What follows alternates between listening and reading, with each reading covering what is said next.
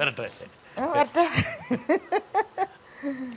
സീമയെ സൗന്ദര്യമുള്ള കഴിവുള്ള അനുഗ്രഹങ്ങളുള്ള കോഴിക്കോട്ടുകാരിയായ എൻ്റെ കൊച്ചനിയത്തി എത്ര പടങ്ങൾ നമ്മൾ ഒന്നിച്ചു ചെയ്തു. ശശിയേട്ടന് തന്നെ എത്ര പടങ്ങൾ നമ്മൾ ഒന്നിച്ച് അഭിനയിച്ചിരിക്കുന്നു. അതിരാത്രി മുതൽ അങ്ങനെ എത്ര പടങ്ങൾ ബമ്പർ ഹിറ്റുകൾ കൊടുത്തിരിക്കുന്നു. ഏത് സെറ്റിൽ സീമയുള്ളടുത്ത് വന്നാലും ഞാനും ടി ജി രവിയൊക്കെ വന്നിരിക്കുമ്പോൾ എൻ്റെ ഈ കൊച്ചനിയത്തി ഈ കോഴിക്കോട്ടുകാരി വെളുത്ത സുന്ദരി ഓടി വന്നിട്ട് ഓർമ്മയുണ്ടോ എന്റെയൊക്കെ മുടിക്കൊക്കെ ഇങ്ങനെ പിടിച്ച് രാജുവേട്ടാന്ന് മങ്ങി തലയൊക്കെ ഇട്ട് കുലുക്കുമായിരുന്നു. മറ്റു നടികൾ ആരും കാണിക്കാത്ത ഇങ്ങനൊരു സഹോദരി ആത്മബന്ധം എൻ്റെ ഈ സഹോദരിക്ക് എങ്ങനെ കിട്ടി? എൻ്റെ ഈ ചോദ്യത്തിന് കറക്റ്റ് ഹൃദയത്തിൽ നിന്നുള്ള ഉത്തരം ഞാൻ പ്രതീക്ഷിക്കുന്നു. എല്ലാവർക്കും ഒരു മറുപടി പറഞ്ഞാൽ മതിയല്ലോ.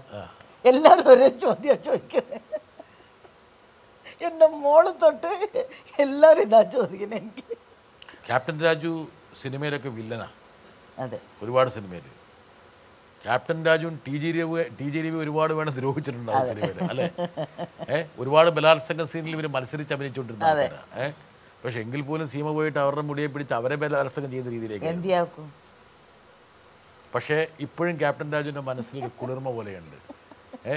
പക്ഷെ സുന്ദരി സുന്ദരി സുന്ദരി ഇടയ്ക്കിടയ്ക്ക് അതാണ് എന്തായാലും മനസ്സിലാകത്തെ. രാജേട്ടാ എന്തിനാ അങ്ങനെ ചോദിച്ചേ? അങ്ങനെ പറഞ്ഞേ ചോദിച്ചു.